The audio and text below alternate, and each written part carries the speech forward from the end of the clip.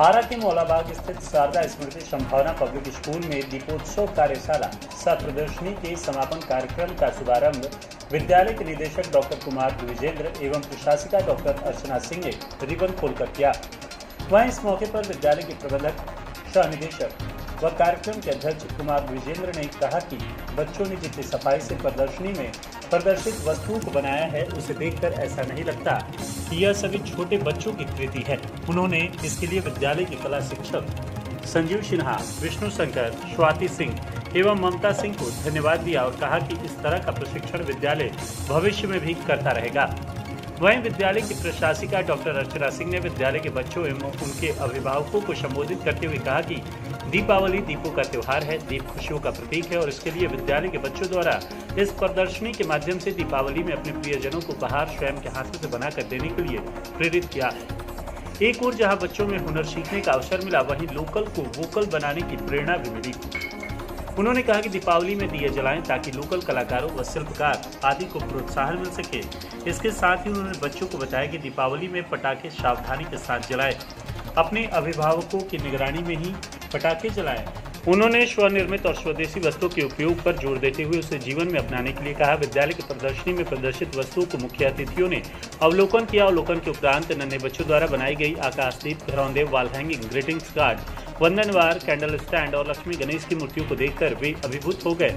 इन सभी कलाकृतियों में से सर्वश्रेष्ठ कलाकृतियों का चयन भी किया गया, जिसके बाद चयनित बच्चों को विद्यालय की ओर से पुरस्कृत भी किया गया। विद्यालय के प्रबंधक, निदेशक और प्रशासिका द्वारा बच्चों को पुरस्कृत किया गया। चयनित पुरस्कार पाने वाले बच्चों में आकाशदीप के लिए पंचम वर्ग के छात्र में प्रथम अंकुश कुमार, द्वितीय उन्नति उपाध्याय और तृतीय पुरस्कार अंशिका शाश्वत को दिया गया। वॉल हैंगिंग में वर्ग पंचम के प्रथम आंशिक कुमार को, द्वितीय पुरस्कार चतुर्थ वर्ग के अंशु कुमार को और तृतीय पुरस्कार पंचम वर्ग के अनिश कुमार को दिया गया। वहीं ग्रीटिंग्स कार्ड के लिए चयनित बच्चों में प्रथम पुरस्कार चतुर्थ वर्ग के प्रांजल, द्वितीय पुरस्कार वर्ग प्रथम के वंशिका और तृतीय पुरस्कार वर्ग तृतीय के ओमकार ने हासिल किया।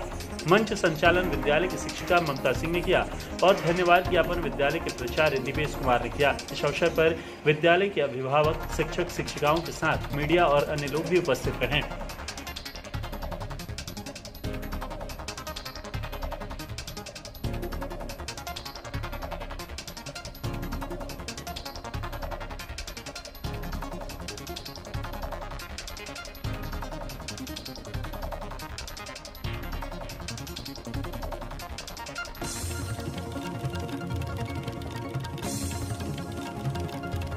तीन दिनों से हमारे मौलाबाग स्थित संभावना पब्लिक स्कूल, जो हमारा जूनियर ब्रांच है, इसमें दीपोत्सव कार्यशाला चल रहा था।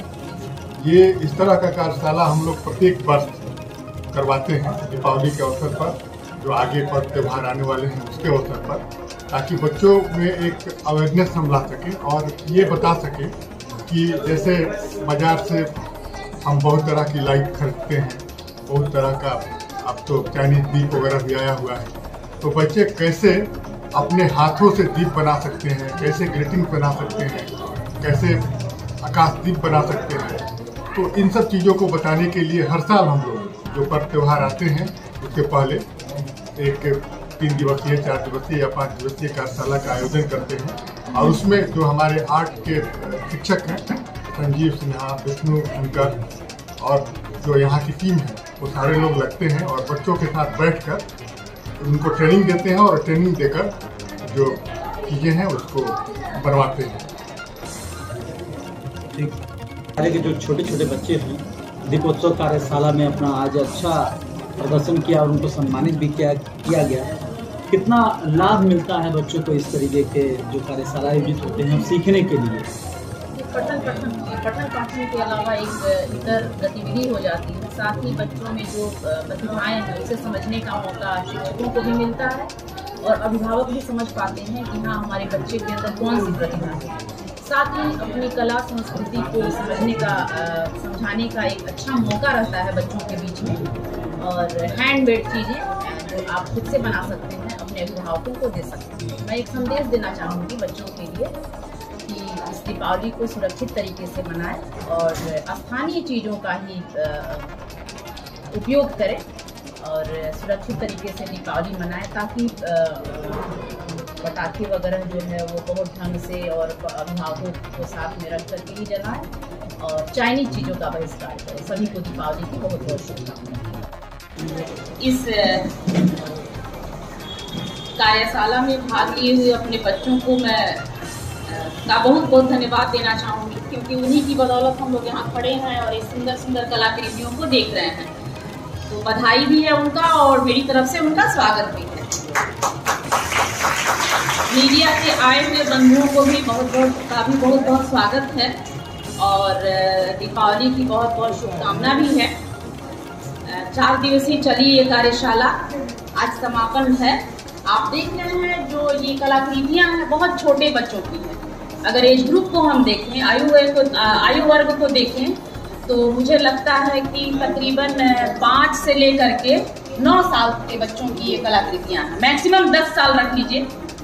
तो एक 5 से लेकर के 10 साल के बच्चे की सोच क्या हो सकती है, लैंप को लेकर के, वंदनवार को लेकर के, ग्रीटिंग्स को लेकर के या डेकोरेटेड आइटम्स को लेकर के, जो हमारे घरों में परंपराएं हैं जो दिवाली मनाई जाती है, जिसको हम लोग सेलिब्रेट करते हैं। ओपनिंग के दिन मैंने कहा था बच्चों से कि आप अपनी दीदी को, भैया को या नाना नानी को या मम्मी पापा को कोई गिफ्ट देना चाहते हैं दिवाली में, तो आप खरीदेंगे नहीं। इसी कार्यशाला के अंदर आप अपने हाथों से बनाएंगे तो बहुत ज़्यादा उनको खुशी मिलेगी, क्योंकि उसमें आपका तो एक स्नेह होगा, आपकी एक भावना होगी, आपका एक क्रिएशन होगा। अगर आप एक डॉट भी डालते हैं तो आपकी मम्मी सोचेगी कि ये बेटा या बेटी मेरा डॉट किस लिए डाला है, वो क्या सोचता है, उसकी थीम क्या है। एक दीप भी बनाता है तो एक दीप जलने वाला बनाता है या पंचमुखी दीप बनाता है, बहुत सारी चीजें हैं। या फिर लक्ष्मी जी गणेश जी भी बनाता है तो उसके मन में लक्ष्मी जी गणेश जी का वो तो देख ही रहा है। हम सभी ईश्वर को तो देखे नहीं है, लेकिन एक परंपराएं चली आ रही हैं। जैसे गणेश की हम कल्पना करते हैं तो एक बड़ी सी सूंड, बड़े बड़े कान, लंबा उदर, मतलब बड़े से पेट, पालथी मारे हुए गणपति की कल्पना करते हैं। वही परिकल्पनाएं चली आती हैं।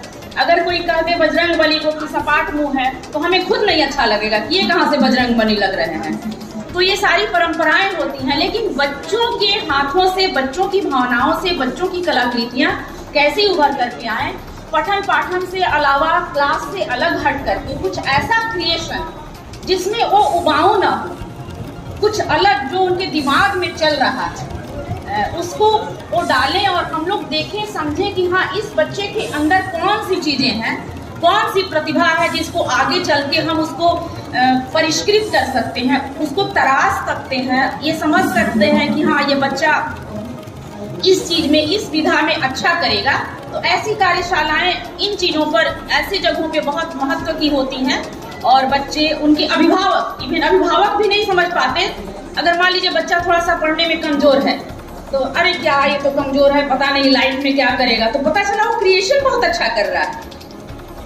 तो इस तरह का वर्कशॉप और इस तरह का मंच वैसी प्रतिभाओं को तराशने, वैसी प्रतिभाओं को पहचानने का काम करती हैं कि जिनके अंदर कुछ चीजें हैं, कुछ प्रतिभाएं हैं, उनको हम निकालने का प्रयास करते हैं। साथ ही जो डेली की दिनचर्या है उससे अलग हटकर बच्चों को हल्का माहौल देते हैं ताकि वह अपनी परंपराओं, अपनी संस्कृतियों, अपनी सभ्यताओं, अपने पर्व त्योहार को पहचाने और कला में रह के, संस्कृति में रह के, अपने परिवेश में रह करके इसको मनाएं, ना कि आधुनिक चीजों से इसको लैस कर दें और इसको मनाएं। जो भी आए बहुत बहुत उनका स्वागत। और बच्चों से मेरा आग्रह होगा कि आप चाइनीज चीज तो एकदम मत खरीदना इस दीपावली में।